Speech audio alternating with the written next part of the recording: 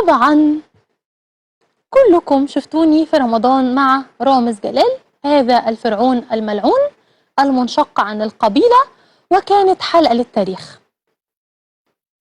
يا جماعة أنا اتفرجت معاكم وشفت نفسي وأنا داخلة، كاريزما قاتلة، كاريزما قاتلة.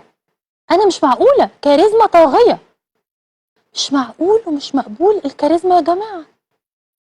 اللي عنده كاريزما أحسن من اللي عنده فلوس. والله يا جماعة أنا اترش في وشي طفاية حريق وفضل وشي بدر بيلمع من البريق. سبحانك يا ربي ما اتغيرتش.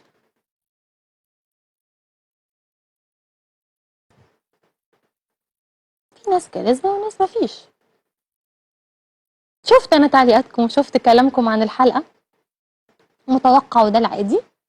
سألتوني وعلقتولي على المراية، والله ثم والله إن المراية كانت في جيب اليمين والروج الأحمر كان في جيب الشمال، وقع مني من فوق ورامز جابهولي في الآخر بره التصوير متمنتجة مش موجودة. ولو كان عندي جيبين ورا في اللبس اللي أنا كنت لابساه، الجامب سوت اللي كنت لابساها، والله كنت حطيت في الجيب اللي ورا اليمين فرشاة البلاشر، وفي الجيب اللي ورا الشمال البلاشر البونبون ده يا مدام اللي انت بتحبيه واللي انا مميزه بيه واللي انت بتساليني عليه. بس ما كانش عندي جيوب للاسف، يعني لو كان عندي كنت حطيتهم. امشي بكل حاجه. انا لو اطول البس تاج كده، والله لو اطول البس تاج كنت لبسته كده، اروح البرنامج بتاعي كده. ليه؟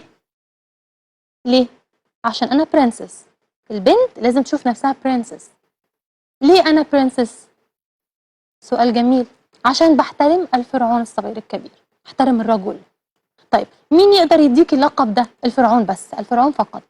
طيب ما ينفعش واحده صاحبتك تيجي تقول لك انت برنسس، لا والله ما يمشيش، لازم هو اللي يطلقه عليكي. لما نسمع كلام الراجل فرعون ونكون مؤدبين يحصل ايه؟ تدخلي الجنه وتبقي برنسس او تبقي برنسس، بعد شويه تكبري في العمر تبقي كوين. اختاري، حددي مصيرك.